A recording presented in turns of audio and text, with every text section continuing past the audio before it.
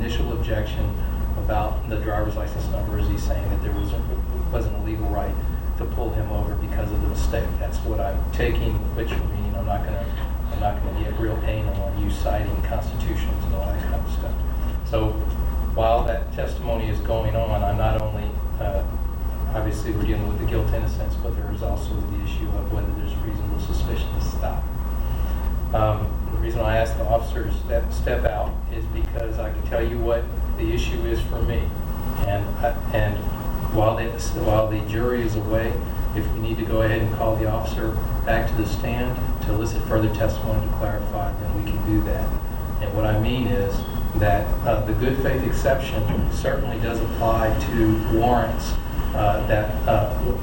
that were issued legitimately and in good faith.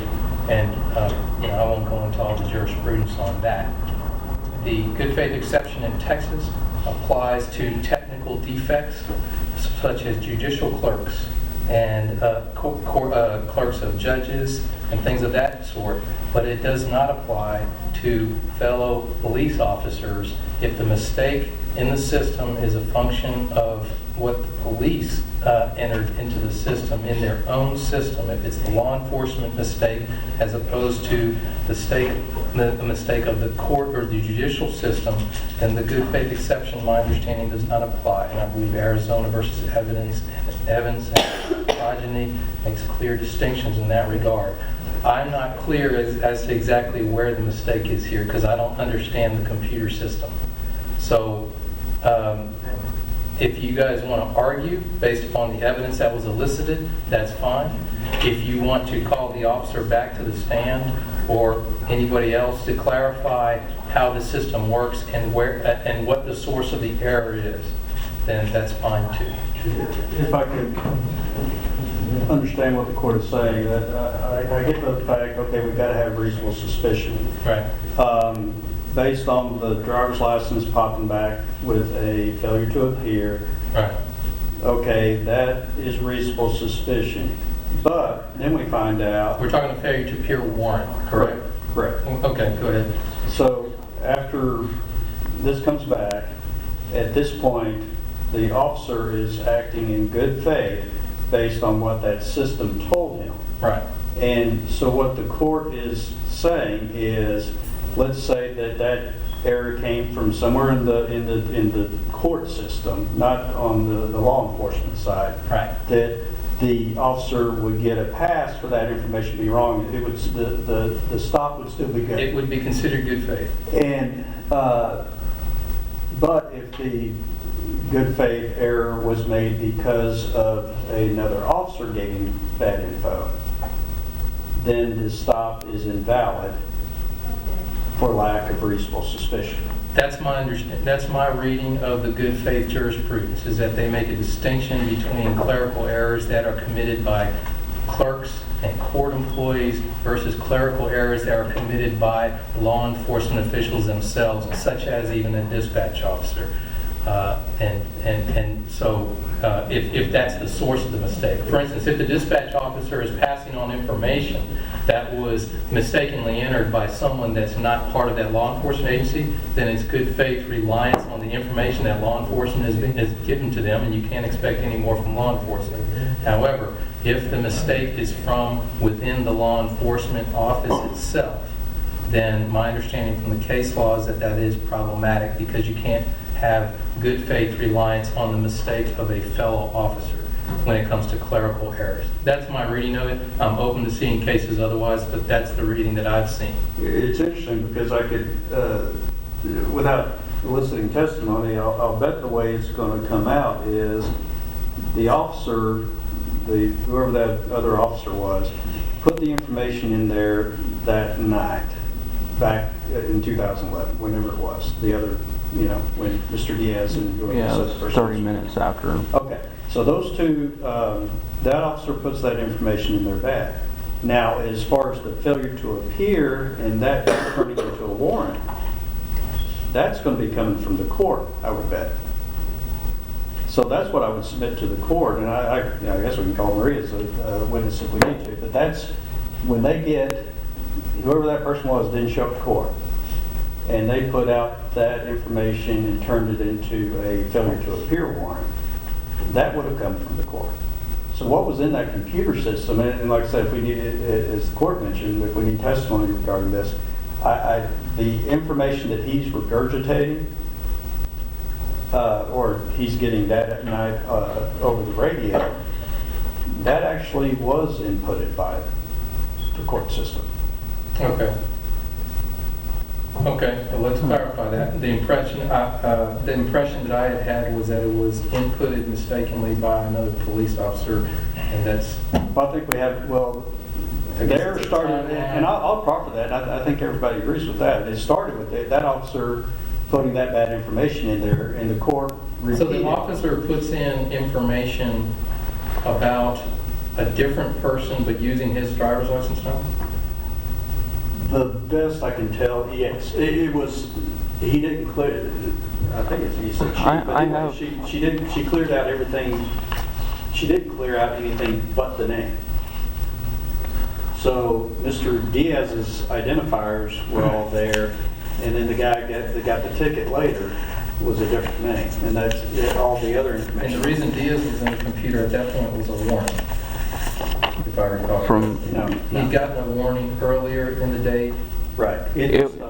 Yeah, I was pulled over by that officer earlier, 30 minutes prior to the citation for Samuel Guizar Hernandez, and same immediately after, and we both had the same court date.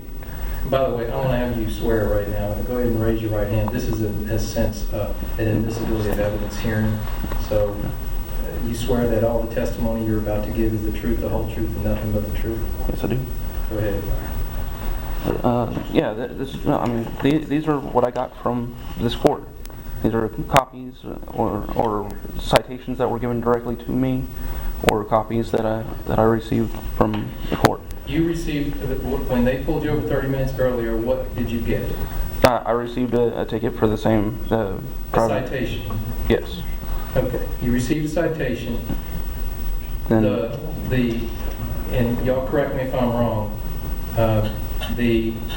everything was removed from, Daniel Diaz's name was removed, but all the other identifying information was still in the officer's system when he pulls over someone else, and therefore his identifying information gets attached to another person, a Mr. Hernandez. Is that?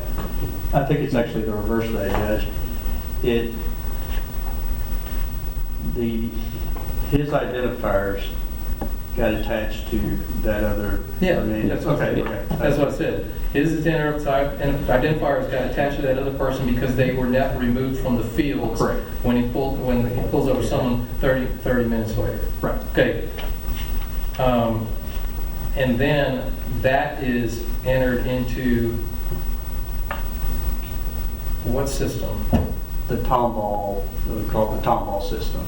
That's not SETSIC. Correct. It's something else. Right. It's entered into the Tomball system. You want to answer the question? Well, I'll tell you what. If you want I to can't call hear what that- he would have to call you as a witness. Go ahead, I'll use it. He said, I can answer, I'm over the camera, I know the answer. so You I want to don't- go ahead and have a seat? Sure. I can And this answer. is under oath. This is part of the Oh, trial. that's fine. You know, this isn't normal procedure just on how we do clarity things, to this but this system. is a No, I suppression hearing, which And means because I I have want a lots fair of trial, and I Have a want you seat. guys to understand the system. Go ahead. Go ahead. The whole truth, nothing but the truth. You swear to tell the whole truth, nothing but the truth? Yes, sir. All right, go ahead. Okay, Captain, tell us how this. Okay. You're absolutely right in what you say.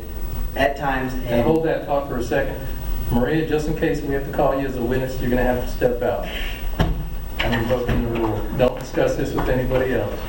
It's just, Welcome to my world. this is fairness. I don't want to prejudice anybody's testimony. He What's does. that? He, what about him? Get key there too. Is he part of this yeah. proceeding? I mean, he's. Come on first. Go ahead. Just in case. At times, this is exactly what happened in this case. Obviously, Mr. Diaz had received a citation, which whenever they either ran his driver's license or swiped his driver's license, all his information was embedded embedded into the APS module, which is our citation, our ticket writing system. Okay. Now, the officer who stopped somebody else after him then cleared the fields but never cleared his driver's license number. So whenever they manually entered the information on The later Sammy, whatever, then the information they entered was on that person, that vehicle. However, it incorporated his driver's license number with that person. Because Well- Go ahead.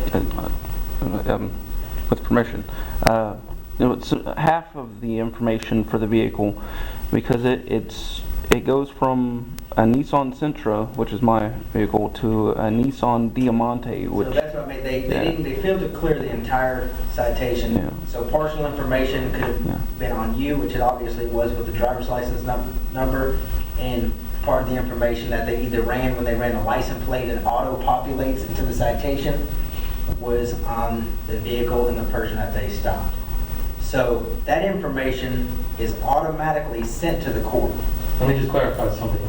The vehicle, you're saying that Daniel Diaz's name became associated with this other guy Hernandez's vehicle. Right, because if they ran the other guy's license plate, it automatically runs it through the state and auto-populates into our citation module. But this other guy Hernandez, how would he ever become associated with his vehicle license plate?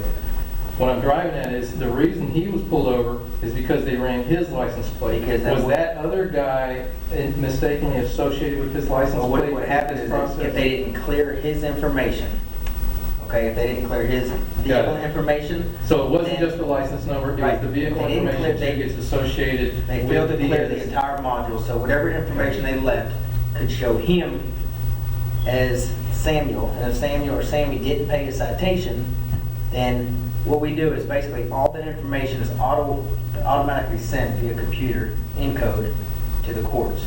Now, it's stagnant there until either a court date or they fail to appear, or they fail to pay for the court. Now, once a warrant is issued for Samuel, then the court enters that information. So there goes to your entry into the AOPR system. Once That's not the court enters the information. information into, it's pushed from, the court pushes it from encode into the AOPR. ALPR It's is an automatic license plate reader. That's the thing, That's- okay. So to answer your the question. thing that was is- only operating about 3 days. Right, and I mean, when he says operating for 3 days, the system itself is in operation longer, but the new embedding the warrants was a new process. So the court enters the information court that's pushes given the by the police information into this system. After the warrants are entered, it automatically pulls the information from the warrants into the LPR system and puts it in our database that's created by the courts. In other words, after this second guy doesn't show up for court, He gets a warrant. an FTA warrant, then it populates. And it that automatically database. goes into this pool. Every morning, that pool is pulled over into our AOPR system, our database, and then when we pass these cars, it runs these license plates. It can do 100 a minute as fast as it goes, and it's reading, and all of a sudden it hits his license plate and says, wow, that's in our system as a person associated with a warrant. I got you. So this vehicle was being driven by somebody who received the citation and didn't pay for it. And so that gives, and that's where the legislative has said when these AOPRs came out, that this gives reasonable suspicion to stop the vehicle. Because reasonable suspicion to stop the vehicle, then if he gets his information, whenever he makes contact with him, and he fits descriptors because the citation is wrong, then that's where the good faith would come in, because he's seeing somebody with the same driver's license number, all the detailed information, and he runs it to verify that he's not doing the wrong thing, and in the process finds out that he has an invalid driver's license. Yeah, but it's good faith on false information. False information entered by the court, which is covered by good faith. Well, That's, Depends on where But it's not false It depends on what you define as the root of the poison. But here's the whole thing, it's really, Right. false information is a wide term, because it's not false information. It's information that was, that was there's pushed. two different Get information. down to the question of reasonable suspicion. And that was determined by legislators, saying that if, the LPR, because we have to go to the state to get approval to embed warrants